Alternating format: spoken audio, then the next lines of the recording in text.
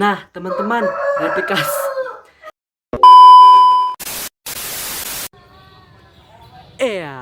Assalamualaikum warahmatullahi wabarakatuh. Halo semuanya, perkenalkan nama saya Muhammad Kevin Aprilio dari kelas 12 IPA 5 SMA Negeri 4 Rejang Lebong. Maaf ya teman-teman kalau di awal tadi kalian kaget. Nah, kalian pernah nggak berpikir mengenai kok aku bisa sih mirip dengan orang tua aku? Atau lebih spesifiknya, kok aku bisa mirip dengan ayah aku, tidak dengan ibu aku? Atau kok aku bisa mirip dengan ayah aku, nggak ibu aku? Nah, hari ini aku akan membahas tentang itu. Nah, teman-teman, semua itu akan kita ungkap pada materi kita pada hari ini. Nah, hari ini saya akan menjelaskan materi mengenai DNA, mulai dari pengertiannya, strukturnya, dan replikasi DNA. Langsung saja ya. Nah, teman-teman, kita langsung masuk aja ya. Materi yang pertama yaitu tentang pengertian. Apa sih itu DNA? Nah, DNA merupakan makromolekuler yang terletak di dalam inti sel.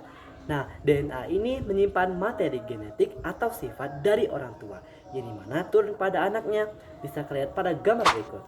Nah, pada gambar ini kita dapat melihat, anak ini lebih mirip pada ibunya, mulai dari kulitnya dan juga rambutnya. Berarti anak yang ini mengandung dominan DNA ibunya. Sedangkan anak yang satu laginya, apabila mirip dengan ayahnya, berarti anak tersebut memiliki dominan DNA dari ayahnya. Seperti yang satu, anak itu berkulit putih dan rambut putih, berarti dominan dari ibunya. Yang satu lagi berkulit hitam dan berambut hitam, berarti dominan DNA dari si ayahnya. Nah, DNA memiliki bentuk seperti untayan yang sangat panjang seperti pada gambar. Nah, kalau kita lihat dalam gambar itu seperti pita yang terpilin. Nah, seperti yang saya katakan tadi, DNA terdapat di dalam inti sel.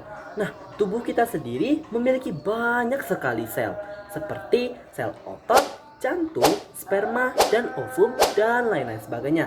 Bisa dibayangkan dong berapa banyak sih DNA dalam tubuh kita ini.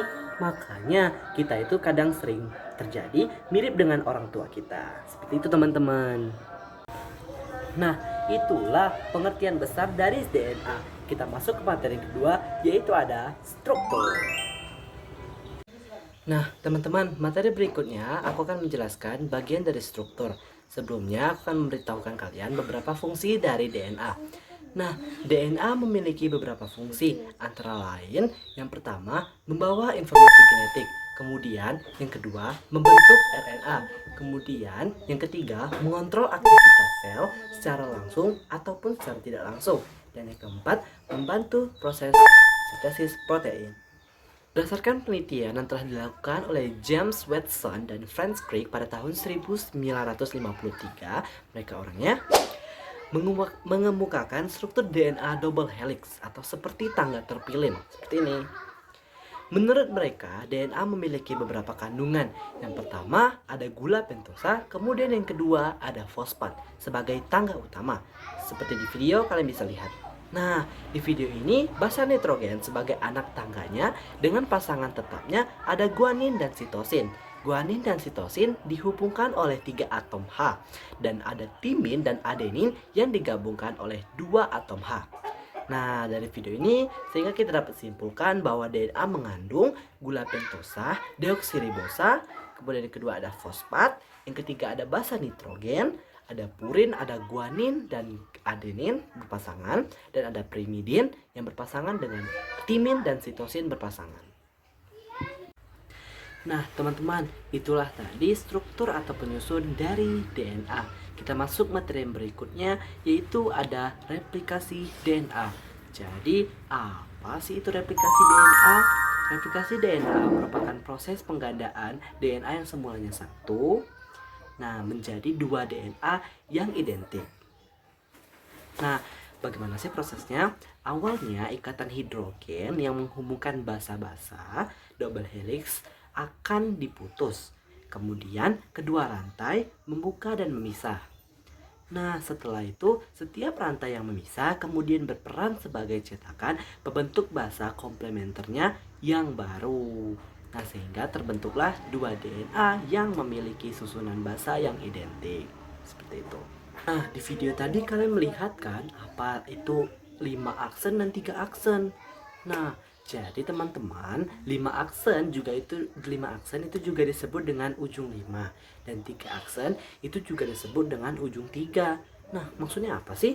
Nah, jika DNA atau rantai polinukleotida kita potong seperti di video, salah satu ujungnya berupa gugus fosfat yang terletak di karbon nomor 5 dalam cincin gula, sehingga disebutlah itu ujung 5. Kemudian sedangkan ujung lain yang bawah berupa gugus OH atau hidroksida yang terletak pada karbon nomor 3 dalam cincin gula, sehingga disebut dengan ujung 3.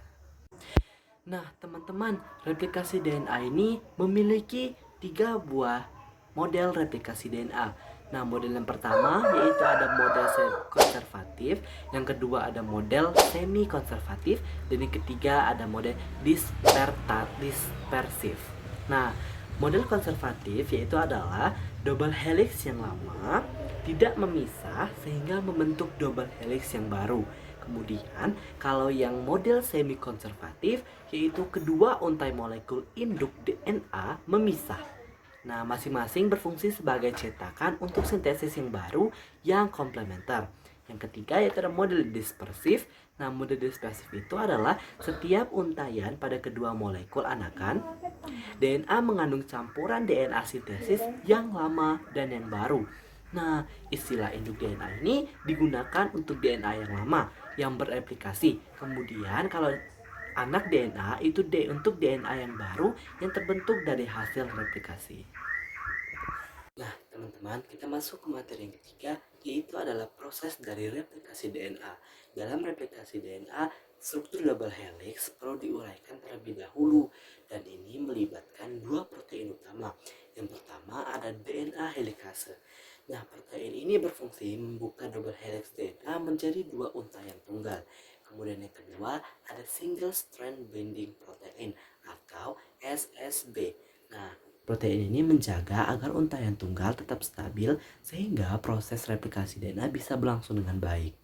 Nah, replikasi terjadi di titik tertentu yang kita sebut dengan garpu replikasi.